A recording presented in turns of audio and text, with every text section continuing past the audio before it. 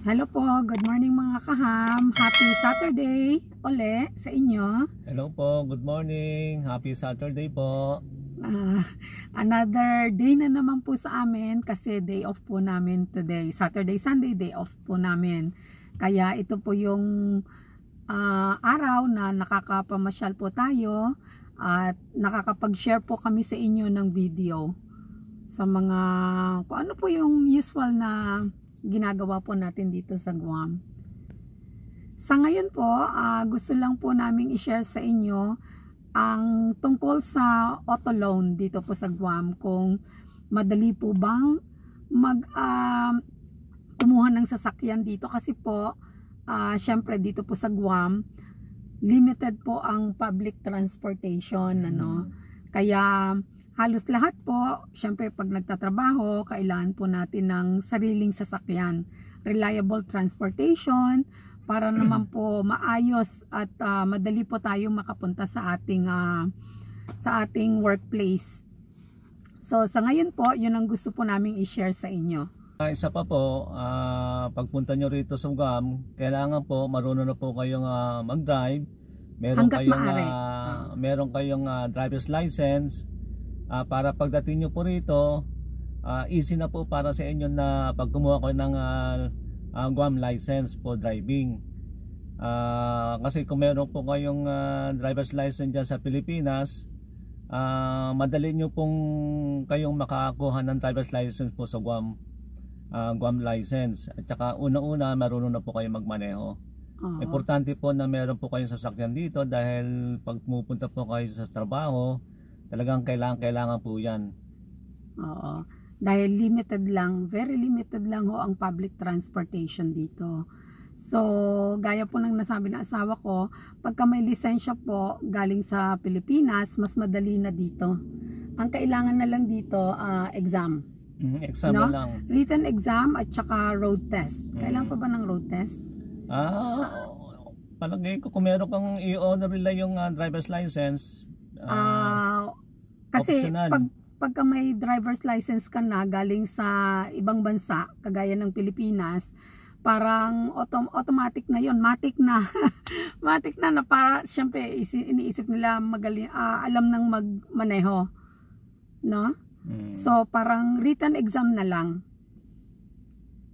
para po, pero yun po i-double check natin, lalagay na lang po namin sa screen kung kailangan pa po ba ng road test pagka meron ng driver's license galing sa Pilipinas.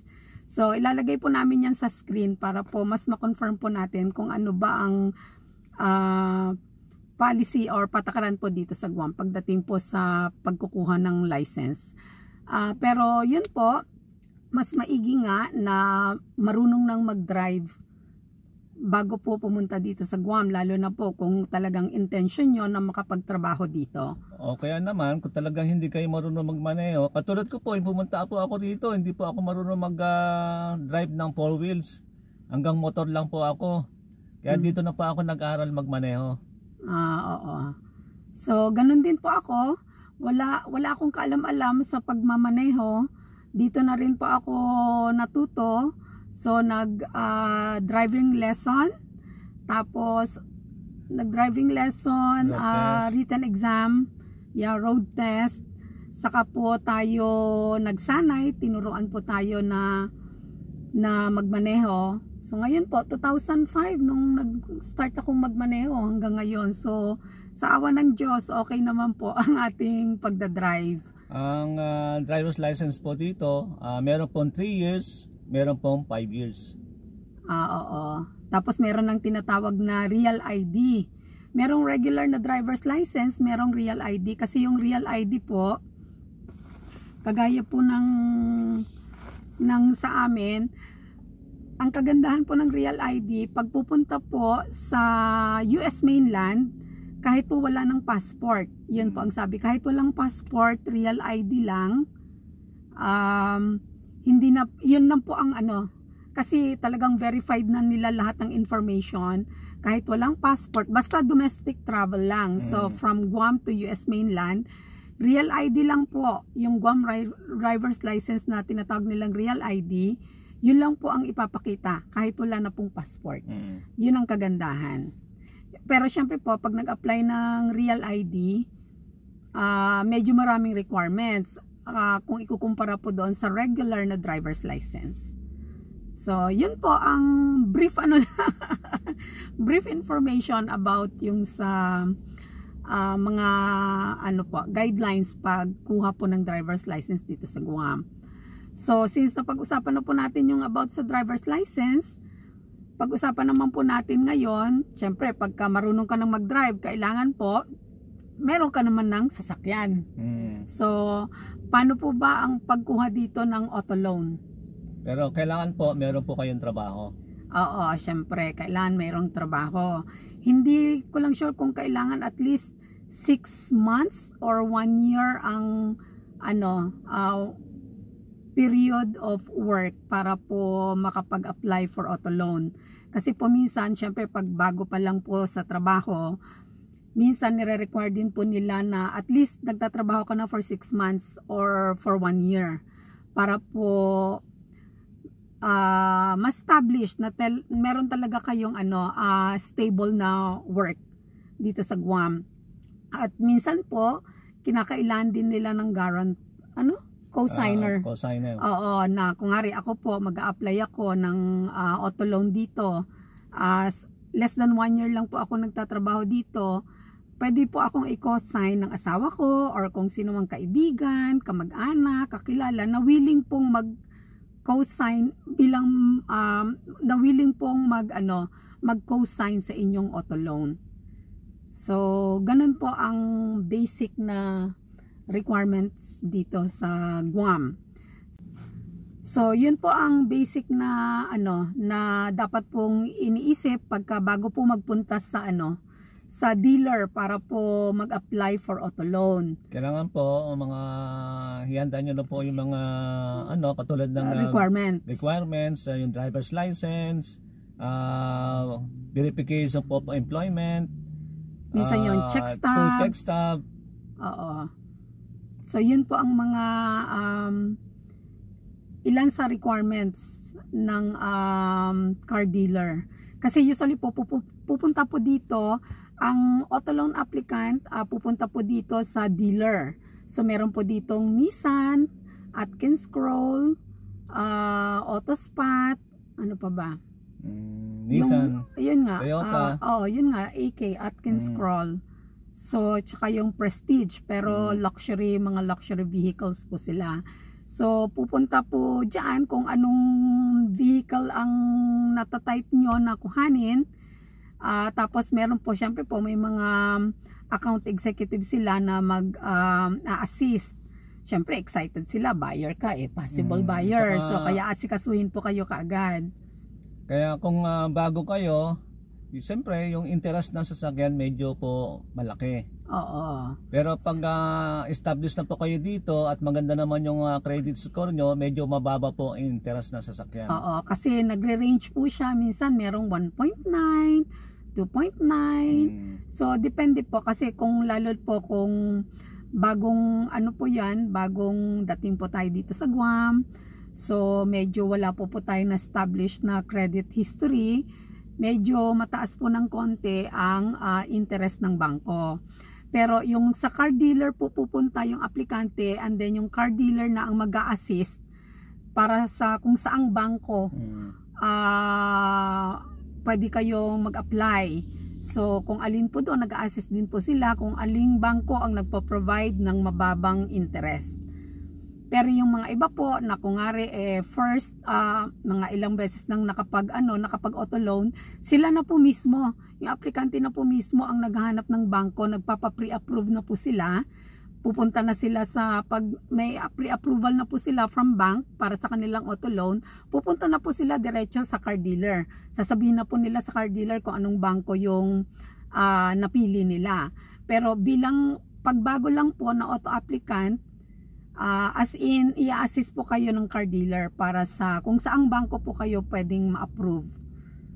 Ang kagandahan lang po dito, pag araw na pumunta kayo sa mga dealer ng sasakyan, yung araw na rin po yun, bago kayo umalis, malalaman nyo na kung approve po kayo. Auntie Mar, kung nga rin, nagpunta kayo ng umaga, before mananghalian or basta bago matapos po ang araw na yon, pwede nyo na pong may uwi ang sasakyan. Ganun po, napakadali po ng proseso dito. So pupunta lang yung aplikante sa car dealer, i-assist po sila, lahat sa bangko, mga requirements, tapos yung auto insurance. Oo, kasi hindi po pwedeng ilabas ang sasakyan. Syempre yun po ang primary requirement. Pagka naayos na po yung inyong auto loan, kailangan po required na dapat merong insurance yung sasakyan bago po pwedeng ilabas. Hindi po pwedeng ilabas sa dealer kung wala pong insurance, kasi syempre kahit saan naman po napaka-importante po ng insurance. Matic yun, matic. Matic na. Pahiram po ng word sa Pilipinas, matic na. So ganun po yung mga basic requirements lang naman. Gaya po nang nabanggit niya, yung minsan po verification of employment, check stub, at least 2 check stubs sometimes, yun po ang kinukuha nila. And then cosigner, kung kailan ng cosigner. Tsaka minsan po zero down. Minsan zero down. Wala pong zero down ang ino-offer nila, pero minsan optional po sa applicant kung meron po siyang pera na pang down. So syempre po mas mababa po ang monthly. Tsaka isa pa po, kung minsan 3 months o 5 months wala po kayong babayaran. Covered na. Syempre po may mga promotions ang mga car dealers dito. Kunwari po, January, start ng January. Kung 5 months, January, February, March, April, May, June pa kayo mag-i-start ng payment. Meron pong ganon. So meron silang ganon na, which is maganda, magaan. Magaan po, lalo na syempre kung bago lang po tayo dito sa Guam, kailangan po syempre ng budget.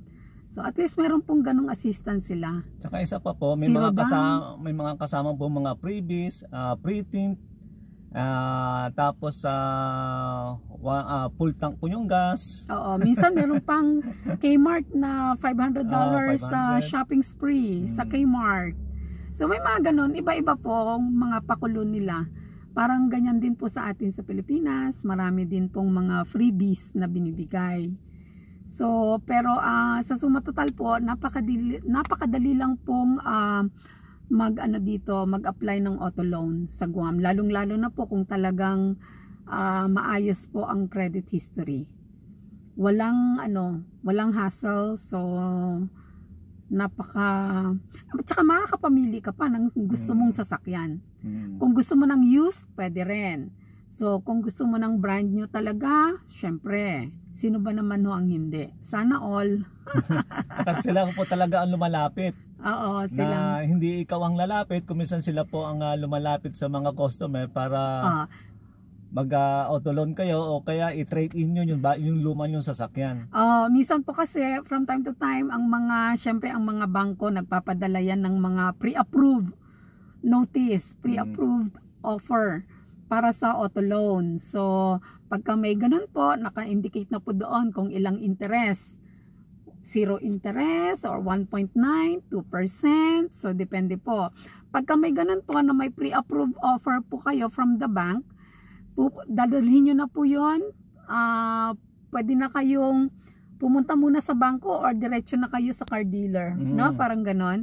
Kasi meron na po kayong hawak na pre-approved offer. Pero syempre subject to verification din po iyon. Pero kagandahan lang pagka may pre-approved offer na po kayo, mas madali pa, no, ang proseso. Kasi ibig sabihin na-check na po ng bangko kung sino pong nagbigay ng pre-approved offer, na-check na po nila yung record nyo, yung credit history. Napakadali lang po kumuha ng sasakyan.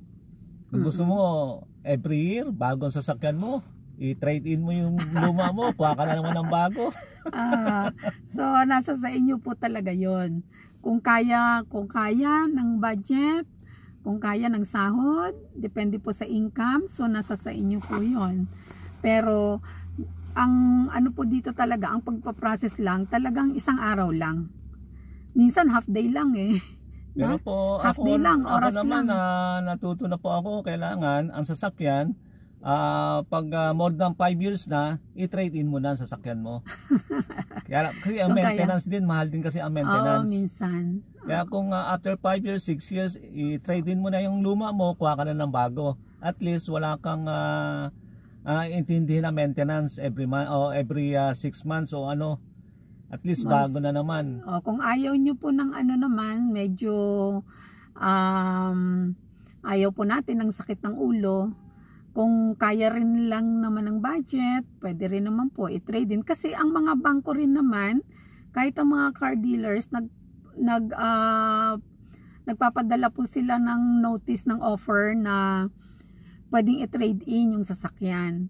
Habang may value pa, mas maganda rin naman po yon. Habang may value pa at type naman na kaya at type nyong i-trade in ang inyong ginagamit na sasakyan, bakit o hindi, di ba? Kasi yung basta maintenance, importante, kaya ng budget. Kasi yung maintenance ng sasakyan, kailangan din na pinag-iipunan. Kasi mahal eh. Mahal din po, syempre, kahit naman saan. Kailangan din po talagang ng maintenance, preventive maintenance ng sasakyan. Kailangan ding alagaan. At least kung bago, na-trade in mo yung luma, pag bago, siyempre, wala kang sakit ng ulo. Mga 5 taon yan. So after 5 years, palit ka na naman. Mas okay. O kaya at least at the minimum siguro 10 years habang may value pa yung sasakyan, pwedeng i-trade in na. Kasi minsan parang based sa experience namin, parang after 10 years, pag 10 years na po yung sasakyan, doon lumalabas ang mga problema minsan no? Hindi, kung minsan wala pang 10 years 10 years lumalabas kailangan na mga 6 to 7 years i-trade in mo na. So suggestion po niya yon. Sa akin lang po yun ha. Sa akin lang suggest ko sa akin ng suggestion lang po niya yon. Suggestion ko lang po. Pero syempre nasa sa inyo po yan. Suggestion niya 5-7 years. Ako naman po 10 years. Yun ang aking suggestion. Habang may value pa, at least napakinabangan na. Based lang po sa aking experience. At least napakinabangan na ng 10 years. Kasi usually po dito ang payment naman ng sasakyan 3 years or 5 years. So kung ngari po nag-decide kayo pag 10 years na yung sasakyan, at least nakapag pahinga kayo sa pagbabayad ng sasakyan ng 5 years. Kung 5 years yung kinuha, and then on the 10th year gusto niyang i-trade in, at least nakapagpahinga po kayo sa pagbabayad ng sasakyan for 5 years. So on the 10th year, kung gusto niyang i-trade in habang may value pa, start na naman po kayo. Ang kagandahan lang po nun, at least, hindi nyo na iniisip na, naka 10 taon na yung sasakyan, baka ito na yung time na lalabas na yung mga problema. So at least, wala na kayong sakit ng ulo. Kasi ko na po yan experience ko na po kasi nakailang sasakyan na po ako. Pagka kasi pag 10 years na, andyan na yan. Papalitan na. The worst is yung pag major parts pa. Mahal din po kasi yung gagastusin mo doon, pwede mo nang pang-start ng monthly payment. So yun lang po ang sa amin, based po sa aming experience. At least wala kang sakit ng ulo. After 5 years, 6 years, 7 years, dispatch na naman, kuha ka na naman ng bago. Dispatch na. So yun lang po ang sa amin. At least sana po nakatulong po sa inyo ang information na senior po namin. So, kung ano man po ang nasa sa inyo, syempre, kayo po ang kayo po so, ang aplikante, kayo po ang buyer, kayo po ang nakakaalam ng inyong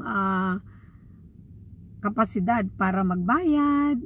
Nasa sa inyo po, syempre, kayo po ang nakakaalam ng inyong budget.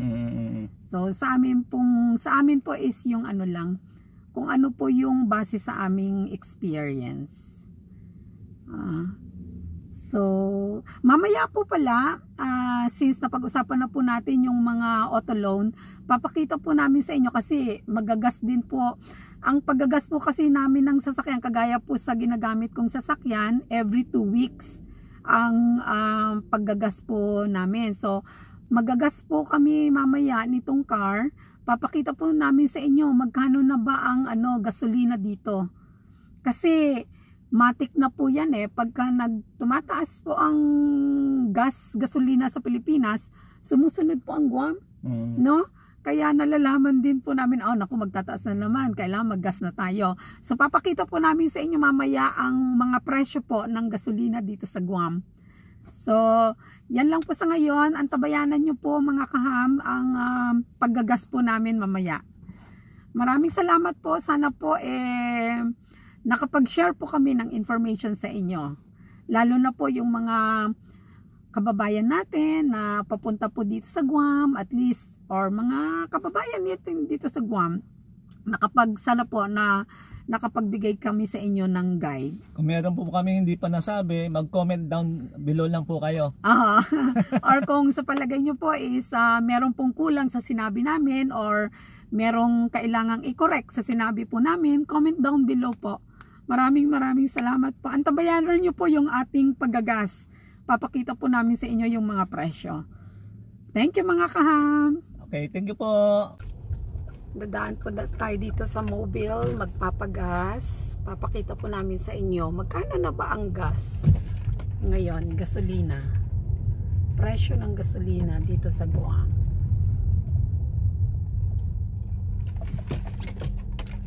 Kasi po, pag nagtaas po ng gasolina, presyo ng gasolina dyan sa Guam, sumusunod po ang Guam. Ayan po. Ayan po ha. Ayan po ang presyo. Ang super 579. Oo. Mga ano na yan, mga 580 na yan. Okay. Sa diesel 587 pero 588 na yan. Sa extra dito makikita sa labas. Wala ano yun? Wala. Oo.